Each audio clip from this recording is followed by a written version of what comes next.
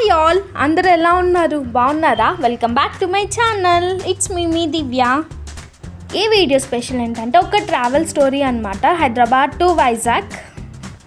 Last మినిట్లో అన్ఎక్స్పెక్టెడ్గా journey చేయాల్సి వచ్చినప్పుడు మనకి అనుకూలంగా జరగవు కదా. సో అలానే ట్రైన్ టికెట్స్ ఏది దొరకలేదు. తత్కాల్లో ట్రై చేసిన వెయిటింగ్ లిస్ట్లో వచ్చినాయి. సో మనకున్న లాస్ట్ ఆప్షన్ ఇంకా బస్.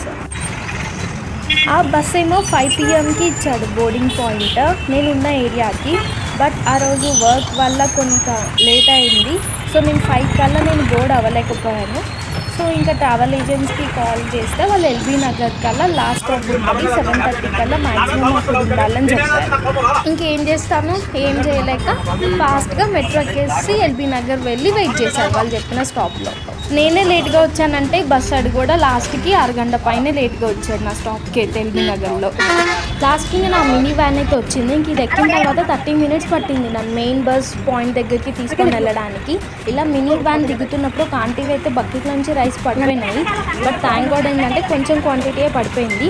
అండ్ నేను మెయిన్ బస్ ఎక్కేటప్పుడు నాకు లెఫ్ట్లో ఒకటి బాంబే సర్కస్ అని చెప్పి అక్కడ కనిపించింది. అండ్ మీలో ఎవరైనా ఎల్బీ నగర్ ఏరియా సరౌండింగ్స్లో కానీ ఉన్నారంటే ఈ ప్లేస్ని అయితే ఖచ్చితంగా విజిట్ చేయండి.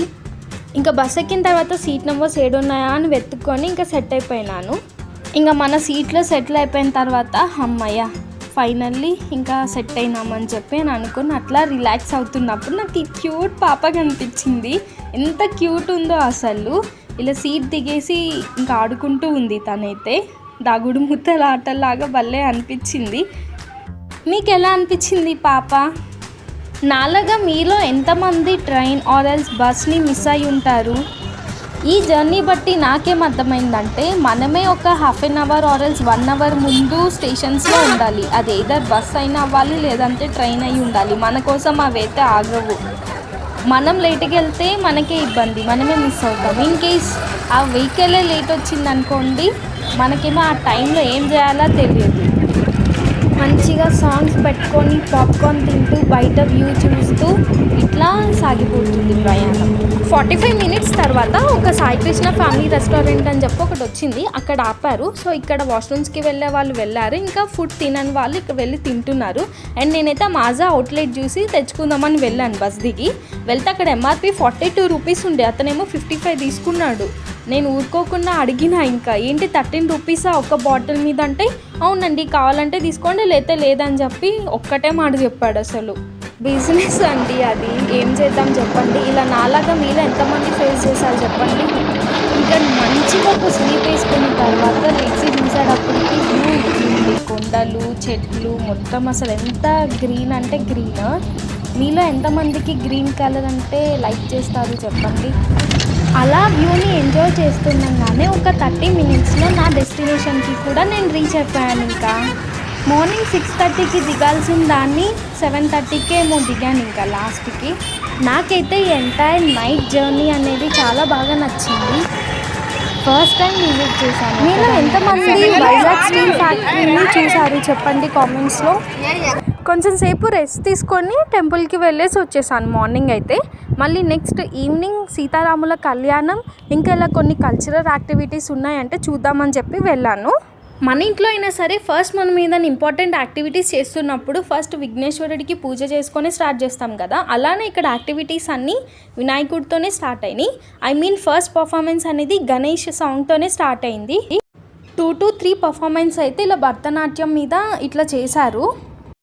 ఈ పర్ఫార్మెన్స్ అనేది అయిపోయిన తర్వాత నెక్స్ట్ కోలాటం చేయడానికి అందరు రెడీ అవుతున్నారు పక్కన. అండ్ కోలాటం వాళ్ళైతే డిఫరెంట్ గ్రూప్స్గా ఫామ్ అయ్యారు. 2 గ్రూప్స్గా పర్ఫామ్ చేశారు ఇక్కడ. అండ్ వాళ్ళకు కూడా 2 different డ్రెస్ కోడ్స్ అయితే ఉన్నాయి. చాలా బాగా నచ్చింది నాకు ఆ డ్రెస్ కోడ్స్ కూడా. ఈ యాక్టివిటీస్ అన్ని కంప్లీట్ అయిపోయిన తర్వాత సీతారాముల కళ్యాణం కూడా ఉంది. సాంగ్స్కి ఇక్కడ ఆడియో ఎందుకు తీసేసానంటే ఇప్పుడు కాపీరైట్ స్ట్రైక్ ఇంకా క్లెయిమ్ కానీ పడే పాసిబిలిటీ ఉంది కాబట్టి ఇన్ కేస్ అవి కానీ పడ్డాయి అంటే ఎంటైర్ వీడియోని ఇప్పుడు రిమూవ్ చేస్తారు యూట్యూబ్ నుంచి. మొత్తం వీడియో రిమూవ్ అయ్యే కన్నా అట్లీస్ట్ ఈ క్లిప్స్ వరకు నేను ఇక్కడ తీసేసిన లాంగ్ లెంత్ వీడియోలో షార్ట్స్లో అయితే ఉంది కాబట్టి మీరు అక్కడికి వెళ్ళైనా చెక్ చేయొచ్చు. ఆల్రెడీ 3 to 4 షార్ట్ వీడియోస్ అయితే అప్లోడ్ అయ్యి ఉన్నాయి ఛానల్లో. మీరు రిలేటెడ్ వీడియోస్ దగ్గరికి వెళ్ళి చెక్ అయితే చేయండి. సో దట్ విత్ మ్యూజిక్తో ఎంజాయ్ చేస్తే మీకు కూడా క్లియర్గా అయితే ఉంటుంది. సో ఇక్కడ ఉన్న పర్ఫార్మెన్స్లో 2 బ్యాచెస్వి వచ్చాయి కదా, 2 బ్యాచెస్లో మీకు ఏది బాగా నచ్చింది అని చెప్పి కామెంట్స్లో మెన్షన్ చేయండి. ఈ బ్యాచ్కి అయితే నేను ఒక పాయింట్ యాడ్ చేద్దాం అనుకుంటున్నా. ఏంటంటే ఏజ్, లైక్ చిన్న పిల్లల దగ్గర నుంచి ఆల్మోస్ట్ 55 years ఏజ్ వరకు అయితే ఉన్నారు. లైక్ మన పేరెంట్స్ ఏజ్ లాగా పిల్లలు ఇట్లా ఆంటీ వాళ్ళందరూ ఎంత మంచిగా కొలాడ్ అయ్యి కోఆర్డినేట్ చేసుకొని ప్రాక్టీస్ చేసి ఇట్లా పర్ఫామ్ చేశారు చెప్పండి. వాళ్ళ స్పిరిట్కి చెప్పుకోవచ్చు మనం హ్యాట్స్ ఆఫ్. నెక్స్ట్ ఇక్కడైతే ఈ యాక్టివిటీ అనేది రన్ అవుతుంది. ఇది కూడా బాగా జరిగింది.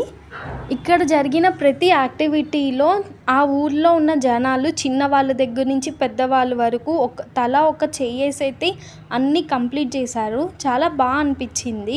యాక్టివిటీస్ అన్నీ నైట్ టైం జరిగినాయి కదా, సో అందరూ వాళ్ళ వర్క్స్ నుంచి రిటర్న్ అయిపోయి మంచిగా ఎంజాయ్ చేస్తూ పార్టిసిపేట్ అయితే చేశారు. 2 to 3 పర్ఫార్మెన్స్లో మీకు ఏ పర్ఫార్మెన్స్ నచ్చింది అని చెప్పి కామెంట్స్లో మెన్షన్ చేయండి. జై శ్రీరామ్. ఇక్కడ పర్ఫామ్ చేసే యాక్టివిటీ పేరు ఏంటో నాకు తెలియదు. ఇది నేను ఫస్ట్ టైం చూశాను.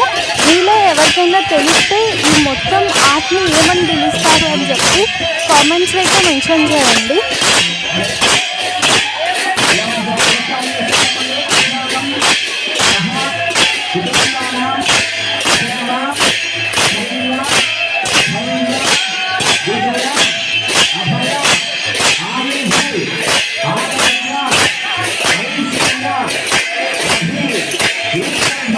If you like this video, please do like, share and subscribe to Divya Reddy Wiki.